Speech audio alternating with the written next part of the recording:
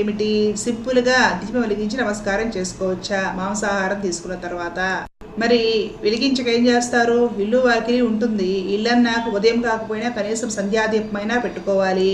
జనాలకేమో పసిపిల్లల దగ్గర నుంచి ముసలి వాళ్ళ వరకు అందరికీ ప్రతిరోజు బిర్యానీ కావాల్సిందే. హోటల్కి వెళ్ళే ఓపిక లేకపోతే స్విగ్గీస్లో అయినా సరే బుక్ చేసుకుని ఇంటికి తెప్పించుకొని తినేస్తున్నారు. పాపం కొందరు మహిళలకి మాంసాహారం ఇంట్లో వండాలి అనే ఆరాటము ఉద్దేశము లేకపోయినా సరే వాళ్ళ భర్తలు విపరీతంగా ఫోర్స్ చేయడం వల్ల తప్పక తలోంచి వండుతున్నారు.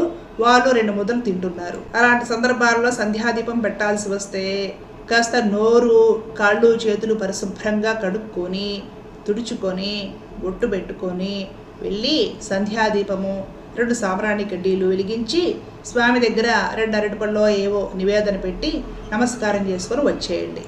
మరి మాంసం ఏమో మానలేము, పూజ ఏమో మాంసం తింటాం కాబట్టి రోజు